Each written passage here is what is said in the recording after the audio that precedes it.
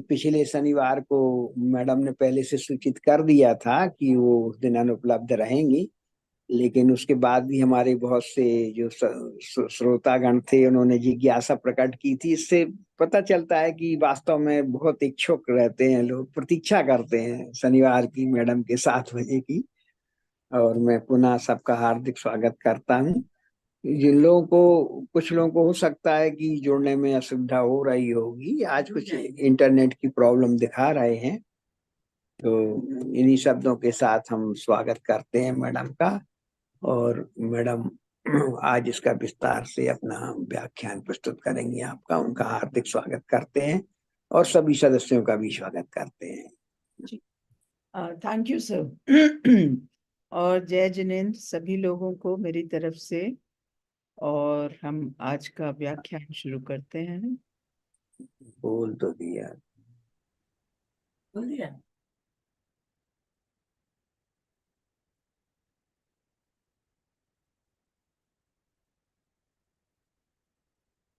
Okay.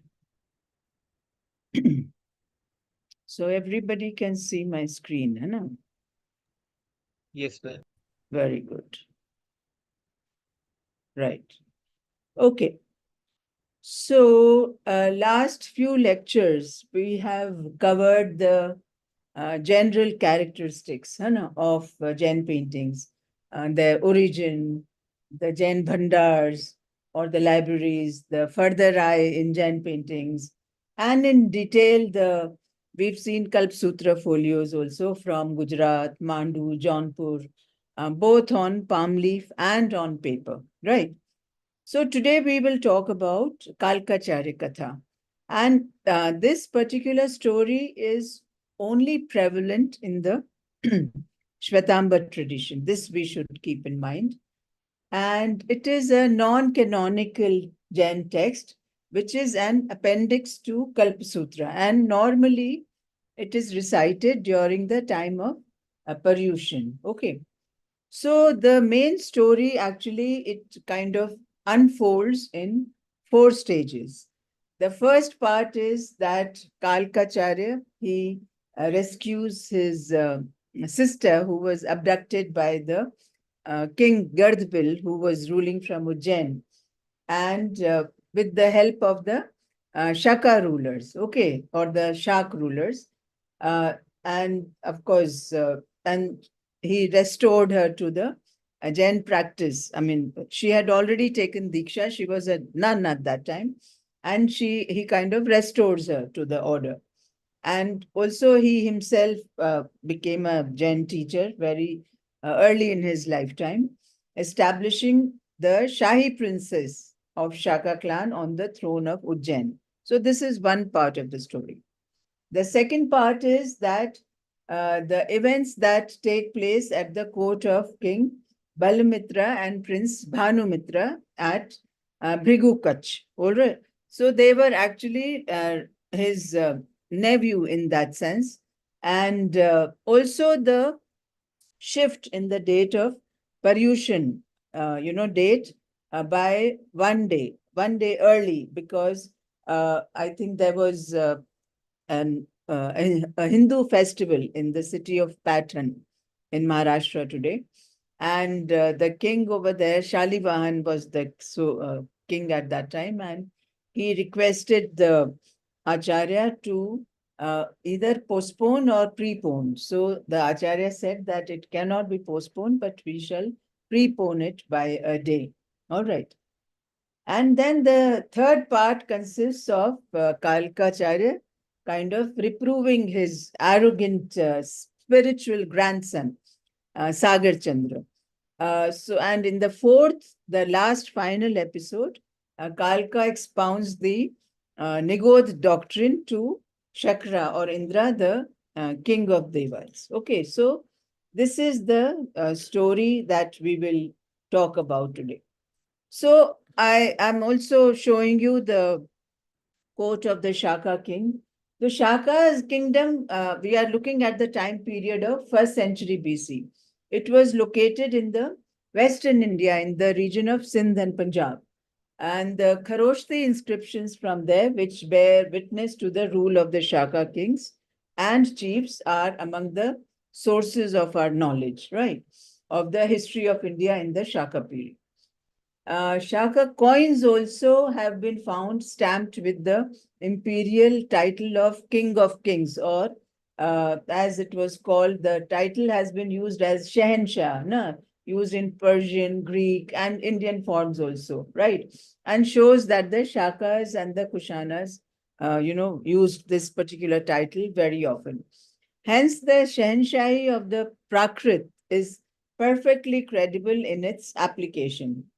And the very famous historian Ptolemy mentions the spread of Shaka power to Kathiawad also, which is in Gujarat region. The Puranas also mention the Shaka kings as successors to the Gardbil dynasty, in Ujjain being the capital. So this is briefly, I've told you the story about the Shakas. Then of course, Shakas were defeated by Vikramaditya in 57 BC. And after 135 years of the rule of Vikramaditya dynasty, Shakas rejoined the throne in 78 CE, also known as the Kushans, right, later, which were originally a tribe from the region of northwest of China. Okay. So it's very interesting for all of us to learn that even today, the government calendar or the Hindu calendar, we follow the Vikram Samvat. So this is the origin of Vikram Samvat, when King Vikramaditya sat on the throne in 57 BC, right? And this is, precisely the reason that by adding or subtracting 57, we can interchange the dates from the current era to Vikram Samvat and vice versa. Okay. Fine. I think I've shown you this slide earlier also. So these Shakas are the foreigners in Jain paintings. And the Shaka clan in the Kālakācārya Kathā, they were mainly modeled on the Muslim traders or invaders and rulers by the Jain painters in these, 13th century paintings that we see. Thus, the political and social history of the period is also reflected through the depiction of these Shahis and their soldiers in Jain manuscript paintings. And you can see these Mongoloid features here. No?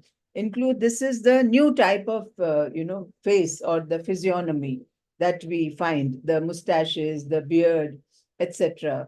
And they are depicting the foreigners. And there is no further eye when there is a depiction of these Shahis. Right.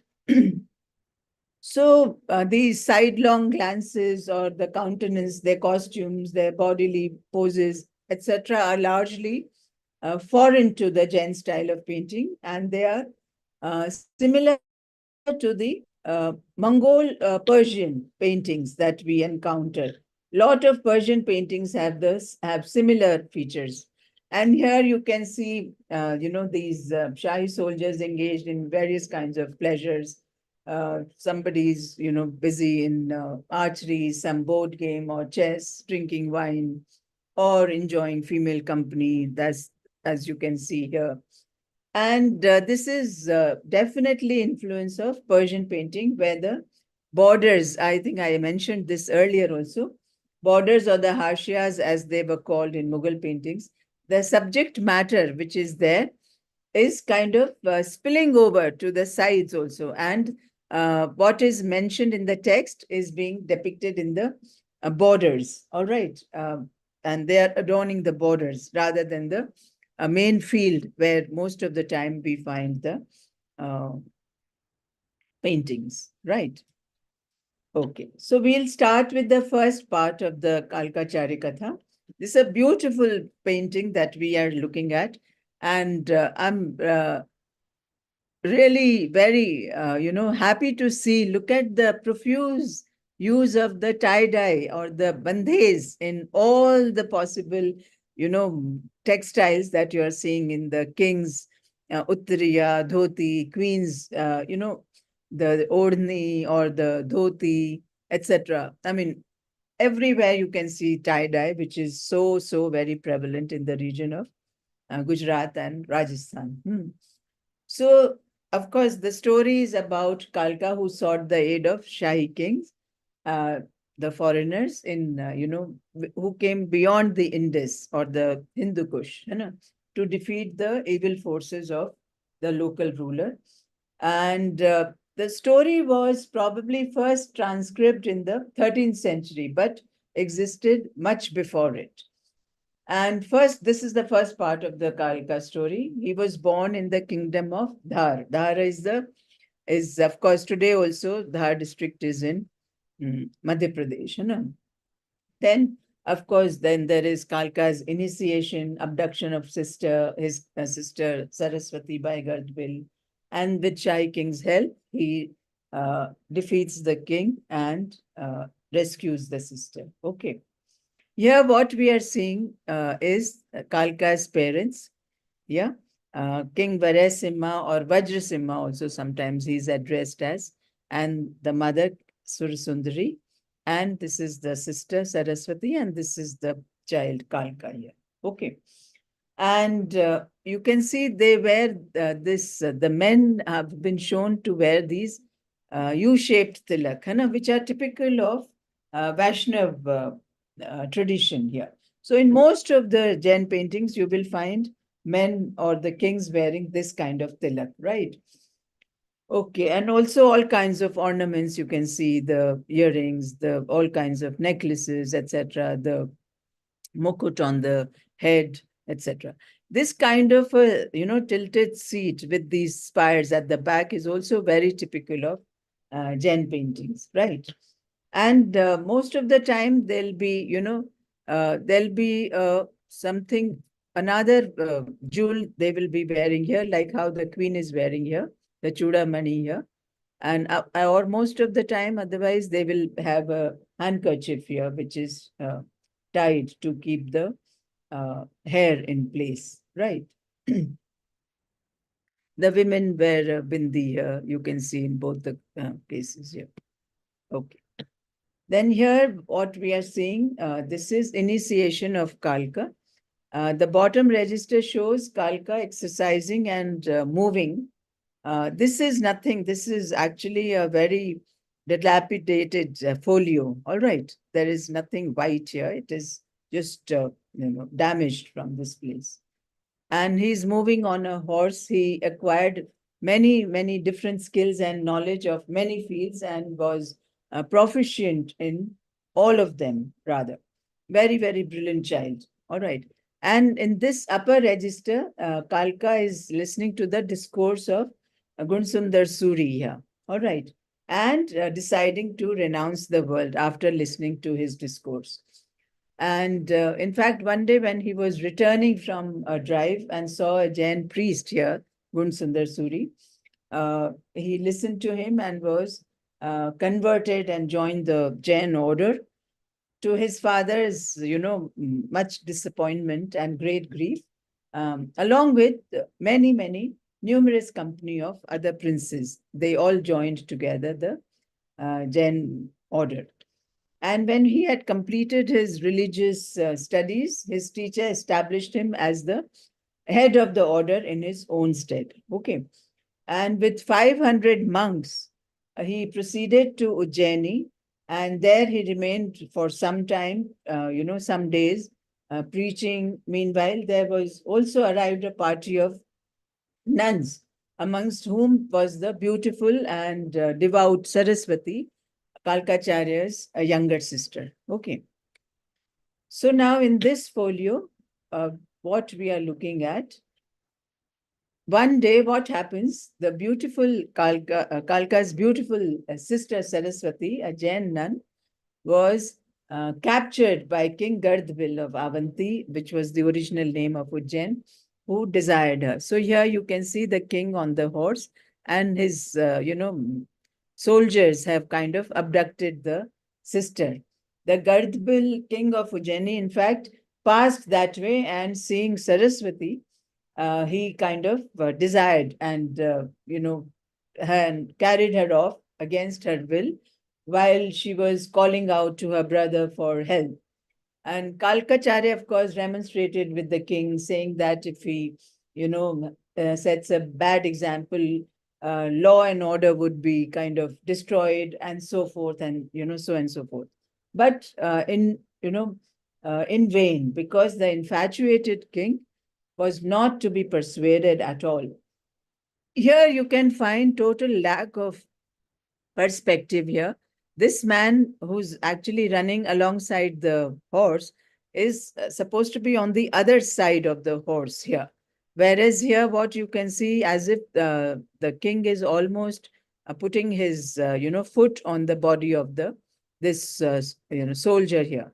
So, as I have already spoken to you, the emphasis is to narrate the story and to say as much as possible in a given small frame which is available to the artist, which is where there is total lack of perspective that you can see here. And here you can see the other nuns who were actually walking with Saraswati. They are trying to convince the soldiers and etc. to release the sister of Kalka. That also we can see here. So normally when there are, female nuns, you will find both their shoulders covered with this white dhoti. Okay. So this is also almost the same scene I'm showing you from a very popular illustrated Kalpasutra manuscript from Devsanupadu, Ahmedabad. Okay. Abduction of Nun Saraswati. Here you can see what I showed you earlier definitely was much, much better. And of course, Kalka is trying to convince King Gardbil to let go of her sister, but to not, it doesn't help. And he almost becomes a madman telling everybody about what the king had done. He seeks help from one and all, but, without any success. So finally, he reaches the Western India in the region of Shaka rulers. So here the artist is trying to show the Shaka rulers here. The Shahi kings and the courtiers of Central, Asian origin are shown bearded and with mustaches here. Long tasseled plait is also seen in some of them. I'll show that in the next folio. All right, let's see that. Okay, I think I showed you this one also earlier. Here you can see they are playing the game of probably hockey or polo, you can say archery here, etc., etc. And this is very interesting. When he reaches outskirts of Jain, and in Western India, right now they haven't gone to Jain. He goes to the Shahi or the Shaka clan. The princes here are called the Shahis, and their overlord the Shahanshai, as I told you earlier. So Kālakācārya here, he helps a small boy by retrieving his ball, which has fallen inside the well with the help of the arrows, right? The boy happened to be the Shahi's son, actually, and he was invited, and then he remained at the court of the Shahi and brought him under his power by means of mantras and tantras. And this kind of story is also similar to Dronacharya retrieving the ball from the well of the Hastinapur princess, when Kauravas and Pandavas were, there, and Dronacharya arrives there. And this is how then he gets employed in the service of the Hastinapur court. So, of course, Shaka boys were playing the ball game, and Kalka retrieves the ball from the well in a similar fashion. And the kings then take the Kālakācārya to the king finally. So, of course, here there are many different scenes which are depicted here. You can see the Shahi kings seated here. And look at their costumes, very, very different. This is called a tabard, which is open on the side, the white kurta he's wearing underneath. And this is almost like an apron. And this, his headgear is almost like a Afghan, Pathan kind of a headgear that he's wearing, right? And then, of course, these are the archers with their quivers here, hanging here like this. And they are wearing something like a kilt, at the bottom here, right? And here you can see similar scene which was shown earlier, right? And here in the border folio, borders also, you can see these dancers. Here again, you can encounter the same Persian Mongolian features here. And this is a very, very nicely done folio where Kalka arrives in the court of the Shahi king. Here, Shahi king, you can see he's wearing a golden embroidered carmine colored coat, which is half sleeved here. And there is a cloud collar. This kind of fashion is very prevalent in Chinese, this thing, and it has a very deep meaning. Probably if we have the time, I will tell you later. Right. And of course, look at the beard, very, very thin and tapering, and look at his hair, which are tied in a long plait and then held together by a tassel at the end. And he's seated on a lion throne. You can see two lions here with almost a tie-dye kind of tapestry at the back that you can see here. Okay. And you can see these two umbrellas here, which again we will encounter in most of the paintings. So here I'm trying to show you similar painting, but from another manuscript. All right. And here, of course, Kalka is trying to unfold his plan as to, that they should go to Ujjaini with him and, get hold of the Gardbil king. And here you can see, I'll show you in the next scene here. So here what I'm trying to show you, this is a manuscript folio from Shahnama, all right, which is present in the Berlin Museum. And this is a folio from Kālakācārya Kathā. And you will find almost similar dress that you can see. Look at this Quilinstrilla, the headgear, almost similar. The klavat that he's wearing, and look at the the person at the back, almost similar in his attire and physiognomy, etc., etc. So this actually this Shahnama is almost known as the Jainesque Shahnama, because most of the characters or the painting style is very much inspired by the from the Jain paintings. This is another manuscript of Shahnama only. This is the Bride of Siyavash. We can see these women here, and in both the folios. These are the women which are shown in the Kālakācārya Kathā. So you can look at the origin of these Persian or Mongol Persian kind of physiognomy or the facial features that you can see, and also the costumes. In both the manuscripts, Shahnama and Kālakācārya Kathā, identical, of course, the basic differences still remain. Here, of course, the sophistication of the Persian painting in respect of the perspective and shading is totally replaced by very flat background and with primary colors in Jain paintings here. Again, going by the same painting that I showed you, both the Shahis here seem to be wearing similar costume here, the taklavat with this cloud collar, sidelong glances that you see in both of them in this Shahnama and Kālakācārya Kathā. Okay. So this is another similar folio I'm showing you where Kālakācārya is addressing the Shahi king here. So just different manuscript folios. This is also from Devsanupaduka Kalpasutra. Okay. So one day when the Shahi was talking with the Kalka, the doorkeeper announced that a messenger of the Shahanshāhi, the boss, has come. He was brought in and he gave the king a present, a sword sent by his master. Seeing the sword, of course, the Shahi's face kind of darkened and became very sad. And of course, Kalka thought about it as to why is he unhappy, because when a messenger gets a gift, he should be happy about it. So after the messenger had departed, Kalka asked the Shahi as to why is he so downcast after receiving a mark of favor from his master. So he says, of course, the Shahi then replies that it was not a sign of favor, but of anger, because he had sent a sword.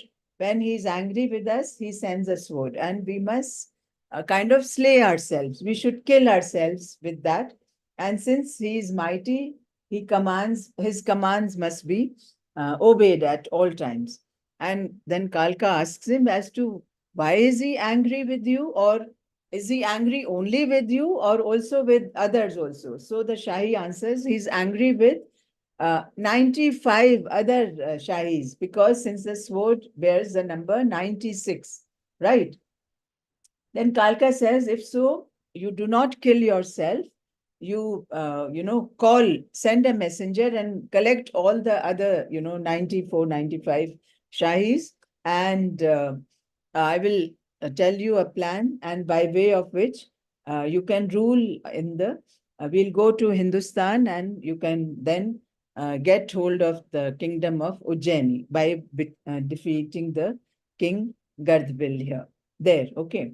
So he says, come and cross the Indus with an army and, baggage. And this is the plan that he unfolds to him. And of course, then all the other Shahis also arrive. And he says that we'll go and capture Ujjaini, which is the main city of Malwa. There you will find, a good lifestyle, because it's a very, very prosperous place. But the Shahis answer that, but we have no resources. And how will we conquer the war? For we have only brought with us nothing more than just bare necessities, because we all came in a hurry.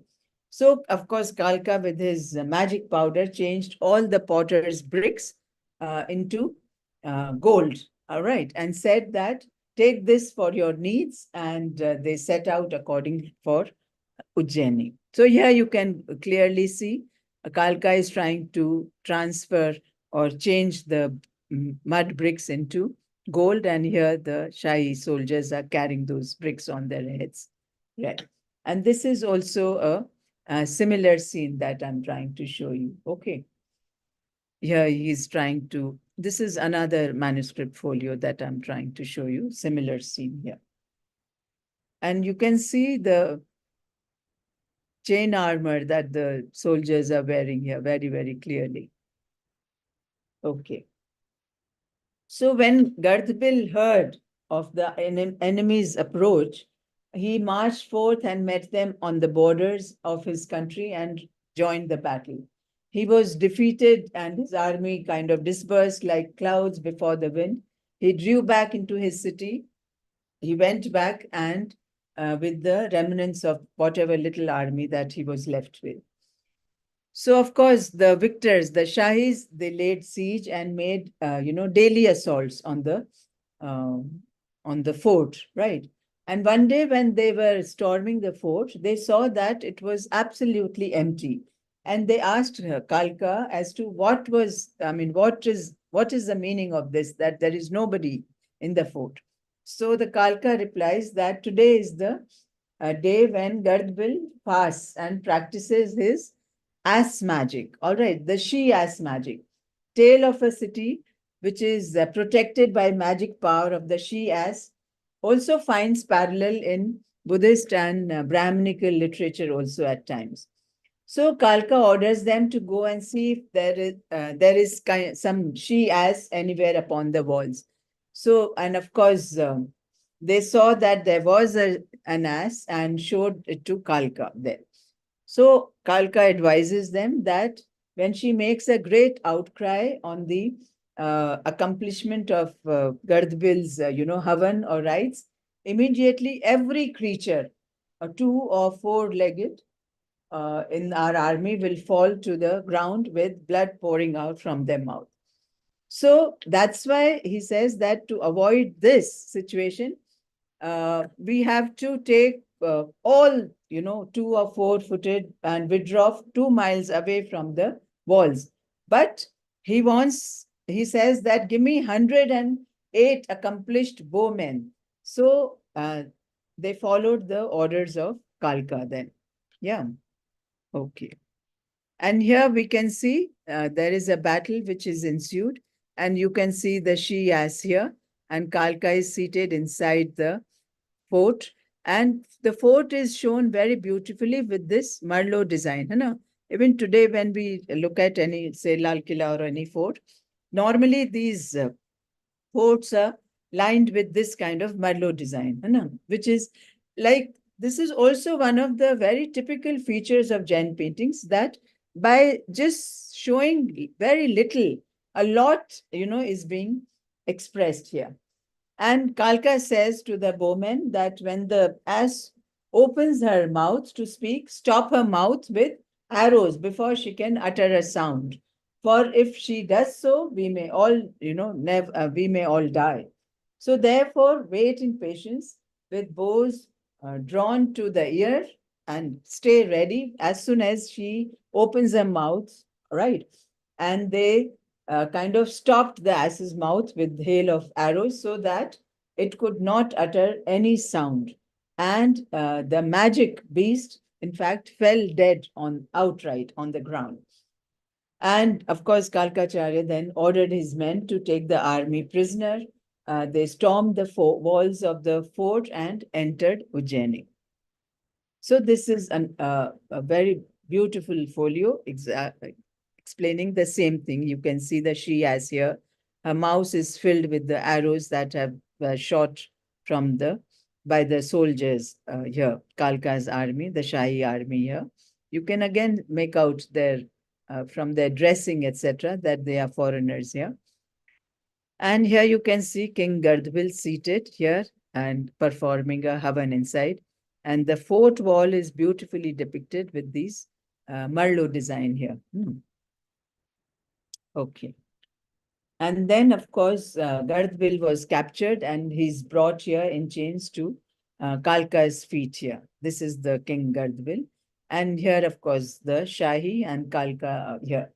And of course, Kalka says that though the king does not merit any kind of pity, but still I should forgive you because yet out of pity. And since we see you with burden of many, many sins and surrounded by the flames of fire of grief that you are, go and do a bitter penance and according to your sins, so that at least some of your sins should get, kind of, you should have the weight of lesser sins that you have committed. All right. So when Gardbil of the, he heard the Kalka speak this way, his very soul kind of grew pale, and he departed there in misery, dying in his wanderings. He wanders still in the ocean of rebirth, it is said that. Okay. Right. So here you can see the similar scene that is there. Yeah. And here I'm trying to show you all the different scenes that we have seen so far from a similar, same one manuscript, right? Okay, so now we can see some more manuscript pages. Now that I have already told you the story, you can easily make out. Here, Kalka has gotten down from the horse, and this is, of course, these are the parents of Kalka that you can see here. Here, abduction of Saraswati. Here, Kalka is turning the bricks into gold here, and this is a Shahi soldier on the horseback. Here you can see King Gardbil here on the horse. And this is, of course, they are trying to fill the mouths of the she-ass here. Kalka was also a great archer, actually. I think in the beginning I showed you that he used that, the skill of archery in retrieving the ball of the Shaka princess. In the beginning I showed you. Here you can see Saraswati nun also seated, probably in another quarter.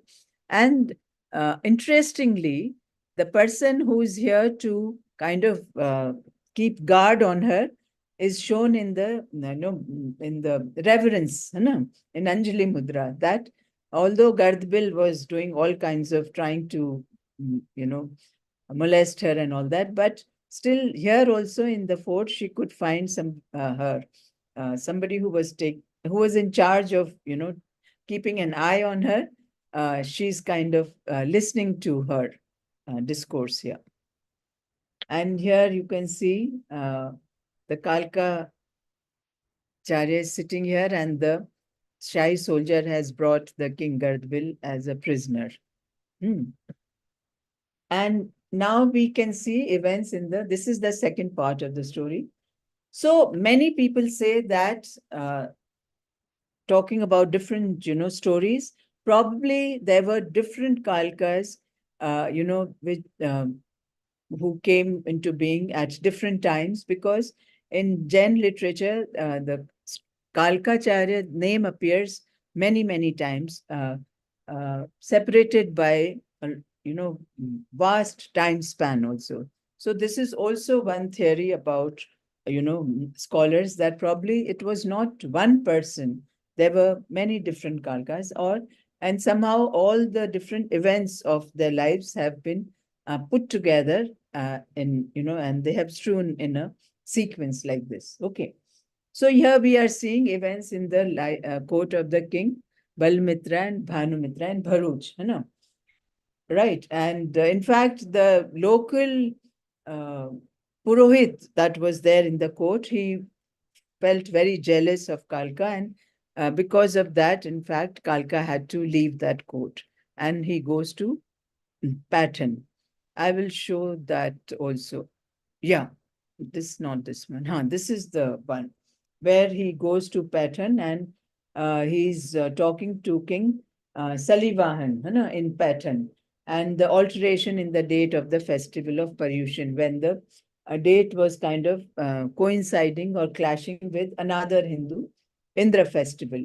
And Kālaka orders the change of in the date of Paryushan by preponing it by a day. And this is also a very particular trait of Jain Acharyas that have actually been instrumental to a great extent in the long survival of Jain religion on Indian soil. Not only survival, but it has flourished on Indian soil because of this, very flexibility of the Acharyas. This is also a similar scene from another manuscript where he's talking to King Salivahan of the Patan, right? Okay, and here, of course, Kālaka and the Jain Sangha, you can see the fourfold Tirtha, sadhus, sadhvis, male devotees, female devotees, presence of Sthapanacharya also you can see here, shows that the sermon is in progress here. The overhead canopy with geese pattern also you can see here very clearly. And I told you the importance of this particular motif earlier. Okay. Then this is the another story where Kālaka is reproving his arrogant spiritual grandson, Sagar Chandra. So when he arrives at a dwelling during monsoon, Sagar Chandra does not recognize him, and he starts kind of debate about various teachings of religion and other theories. And in the morning, of course, Kālaka is very upset and he leaves the place without informing him. And only later that, he realizes his mistake and asks for his forgiveness. So here Kālaka is kind of reproving his arrogant spiritual grandson, Sagar Chandra. Wait, now I will show you that one which we had left, this one. So the other part, the last part, I think I spoke about, Shakra or Indra. He proceeds in the disguise of an aged Brahmin, which you can see here. With respectful greetings, he asks Kālaka, honored sir, please, can you expound the theory of Nigodh or rule of Nigodh according to the teachings of the Jinnah of your day? for I really want to listen to it. And of course, Kalka replies in a very sweet and clear tone, since you have this curiosity, I will, tell you and listen very, very attentively. And of course, monk Kalka, he expounds the Nigod doctrine to Indra. Here, of course, you can see the treatment is rather crude here. Colors are very, very faded. Probably over the period of time, they have become like this. So in the top register, you can see Indra here in the vesh of a Brahmin asking Kalka about it. And of course, then Indra also, asks that's to, by looking at me, for how long am I going to live? And of course, Kalka recognizes him, and immediately then Indra comes into his original self here, right? And we all know the Nigod is the minutest entity that in Jainism we talk about, and which cannot even survive or exist alone and are always in groups, and they die and take birth a few hundred or 1,000 times in a fraction of a second. Their lifespan is the shortest, it is called. Yeah. This is also similar, same scene from another manuscript folio. Okay, this we have all seen this. So lastly, we can talk about some material culture that we encounter, or some trivia. So what we are looking, let's look at the Kaaba or the gown that the Shahi is wearing here. And I'm showing you another textile here, by which we can easily recognize as fulkari. Fulkari actually refers to the folk embroidery of Punjab region and gulkari of Sindh in South Asia. So origin of this craft, in fact, is debated, and with some scholars suggesting that it was introduced to India from Central Asia by the Jat community in the late medieval period, while others state that the craft was born of influence from the Persian gulkari embroidery designs. Here we can clearly see similar design, in fact, similar design that the Shahi is wearing here, with a cloud collar. Now, what is the cloud collar? I think I'll tell you now. So cloud collar reflects a Chinese ancient cosmological wisdom. It has a circle here by way of which you can wear it. So it is actually not part of this Kaaba or gown, right?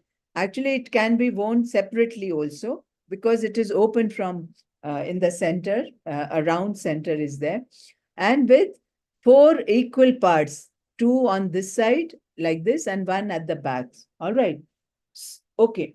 So it has a circle here in the center, and which represents actually heaven.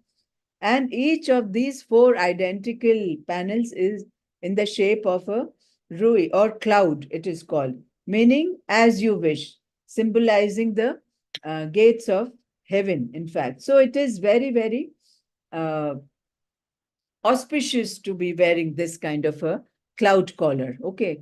So Fulkari also represents a blessing from the ancestors, as it is called in the folklores or oral tradition, and it is an integral part of Punjabi weddings and other celebrations, right? Handmade fulkaris are pieces which are worn with great pride with on special occasions, and it's a special gift which is given to the brides in Punjab even today. So I think with this, I'm going to conclude today's lecture, and now we are open for any kind of discussions we can do now. Yeah.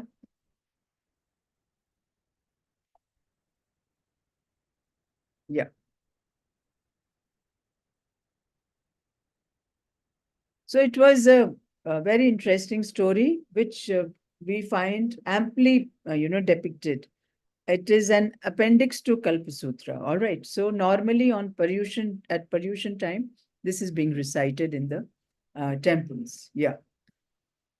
And there are many, many, illustrations that we get of this Kālakācārya Kathā. Most of the time in Kalpa Sutra, which is illustrated, towards the end, you will find mention of this also. Yeah.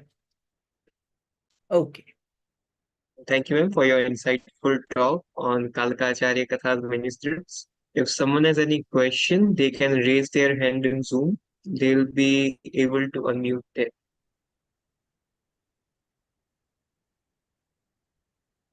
As of now, I don't see any questions. Okay. So, uh,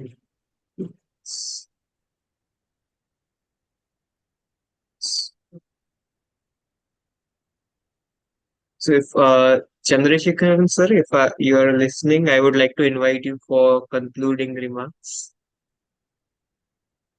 I don't see him. Anu? He has joined. Yes. Oh, nice. Yes. Yes. Namaste. Namaste, sir.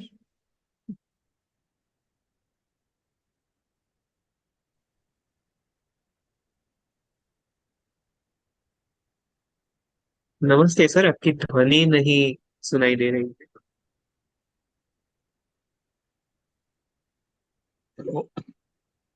Yes. Hello Namaste, ji, sir. अब सुनाई दे रही है जी। नमस्ते नमस्ते madam, very nice of you. Thank you. मैं तो यही कहूँगा कि आपके जितने लेक्चर्स हो रहे हैं तो हम लोग आर्ट के बारे में और टेक्सटाइल के बारे में हमारी जो जानकारी थी बहुत सीमित थी, लेकिन अब वो जानकारी विस्तृत होती जा रही है और ये जिज्ञासा भी आगे बढ़ता जा रहा है, क्योंकि आपके जो परिज्ञान है वो मेरे ख्याल से असीमित है और उसका हम अंदाजा नहीं लगा सकते, क्योंकि आपकी जो तपो साधना है, मेरे ख्याल से आपके जितने आपने समय दिया है टेक्सटाइल के बारे में और मात्राओं के बारे में और आर्ट के बारे में, चित्रकला के बारे में, शायद ही किसी ने दिया हो।